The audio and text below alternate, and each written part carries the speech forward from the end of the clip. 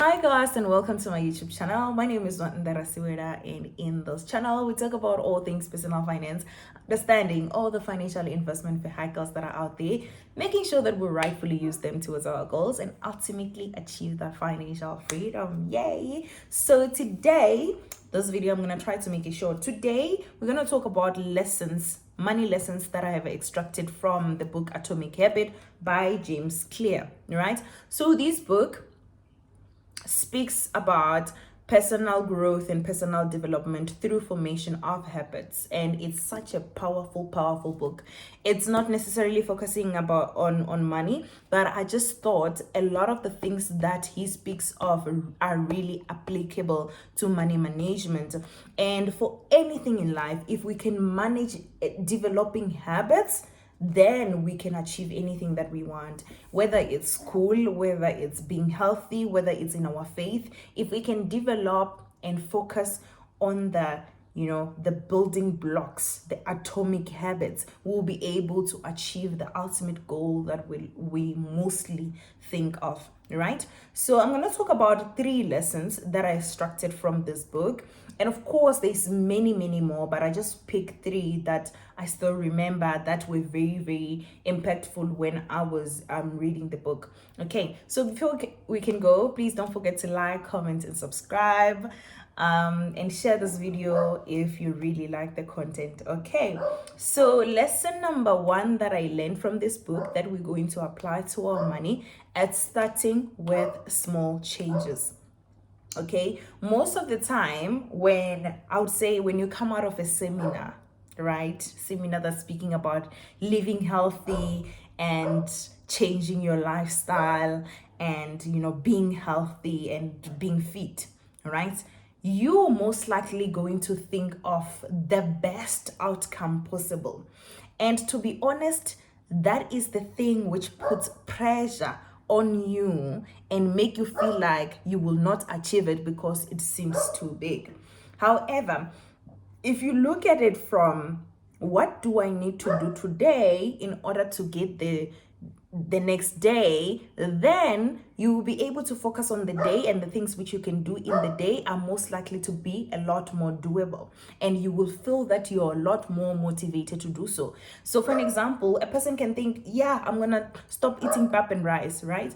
But come the following day, girl, you're going to crave that pap, you're going to crave that rice. So and then by eating it, you might feel like you're a failure because the only thing you're looking for is the ultimate results, which is you stopping to eat carbs, right? However, if you look into it from approaching it in small changes and focusing on the small changes, you will stop some, you will reduce the size of the pap maybe, or the rice or the starch, and then day in day out you start reducing, and then you can phase it out, right? That makes it a lot more attainable because you focus on things which you know you can do, and it's not a punishment. Because one of the things that he speaks about on the book is that make habit formation attractive. It should be something which you are interested in doing. That's another lesson.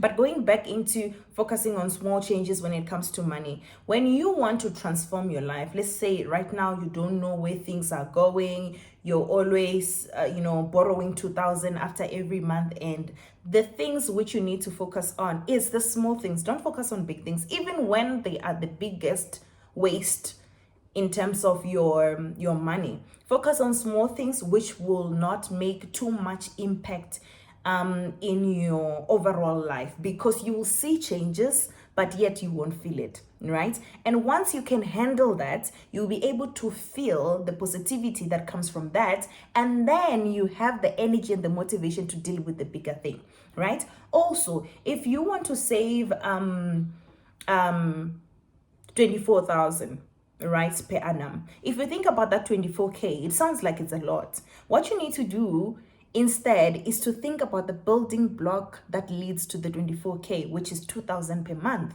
Okay, so if you save 2,000 per month, you know that, okay, at the end of the 12th month, if I'm committed into the monthly 2,000, I'll be able to have the 24k. It makes it a lot more doable a lot more achievable for you. As you know, SMART goals says we must set goals that are achievable. So when you're looking into changing a habit, focus on the small changes, especially those which you can do within a 24-hour. If you're looking into reducing your spending, focus on the day. If I go to work, I shall not pass by Starbucks because I spend 50 Rand every day at Starbucks, right? And 50 Rand a day, guys, it's a lot of money. It's a lot of money collectively. I know that people make a joke and say, I'm gonna get rich by saving money which I was supposed to buy coffee on. But collectively, those small amounts of money leads into like a big amount. I was just calculating to see if you were to spend 50 Rand a day and you go to work 20 days, you will spend that 1,000 Rand on coffee alone, and look at other additional small things in which you spend your money on. So you can focus on that coffee, and this will lead us into the second point, which is create an environment that is conducive, right? So for you to be able to manage that coffee, it's by staying away from the environment that makes you spend. So therefore, you need to not pass by Starbucks, because when you pass by Starbucks, it will trigger your cravings of the coffee. Okay, so talking about creating an environment which is conducive for you to be able to manage your money. If you're looking into changing your lifestyle when it comes to money, surround yourself with the people who are doing the things which you aspire to become, right? So the book speaks about 3 people who are most likely to influence us in our lives. It's the close, it's the powerful, and it's the many, right? A lot of us know about the many. We're like, yeah, I'm not going to be influenced by peer pressure. I'm not going to buy things because it's trending. I'm not going to buy iPhone 14 because it's trending. A lot of times we are aware of the pressure that comes from the many, right? And the pressure that comes from the powerful, because a lot of times we see the powerful through social media, so we are aware. But the clothes are too powerful, because sometimes we learn their behavior without being cautious, right? So for us to be able to make it a positive influence, it's by surrounding ourselves with people who, one, are aware of the goals that we have set ourselves for financially. If I told my friend and I'm like, okay, this year I want to pay off my car, and one of the things that has been hindering me from being able to do so is the fact that when we are together, we're always going out. Then my friend knows that, and then she can help me when I say, hey friend, let's go out. She can say, oh, come to my place, I'll cook. So you need to surround yourself with people who are aware of what you're trying to achieve, or surround yourself with people who speak the language that you want to get used to, right? So that you have the positive influence. Because what happens most of the time with the clothes, like I said, is that when we spend too much time with certain type of people, we start speaking like them, we start imitating them. So even when it's in a positive way, sometimes we start understanding. People who spend time with me, they know what Tungela is, they know what shares are, they know what dividends are, because I speak about those things. So whether they like it or not, it's an influence that I have on them. So it's to create an environment that is conducive for you to be able to flourish within the financial area in which you want to develop. If you want to get into property investments, get used to people, follow people who are doing that, speak to them. You'll be surprised at how many lessons that they have experienced that you don't even have to experience, because you've learned from them. Okay, last but not least is staying consistent.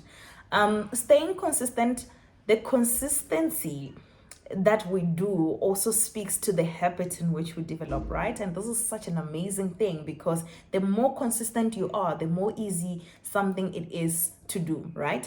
For an example, these girls started exercising this year, and the first few months of exercising, to be honest, guys, it was so painful. But now when I wake up, I have to I'm awake, I need to exercise, right? Like it's a trigger. It's a trigger for me. Waking up means I need to exercise, and it's such a beautiful thing. So the more consistent you do something, the easier it becomes. And it's similar to money. When you start saving and you know that every month you need to pay yourself first, then it becomes a lot more easier for you to save, right? The next thing, what you're focusing on is not necessarily whether or not you should be saving. It's more of, okay, I need to increase the money in which I'm saving, because the goal that I need to achieve will require me to save 5,000 instead of 2,000. So that's it from my side, guys. If you get a chance, please buy and read this book. You will really, really love it.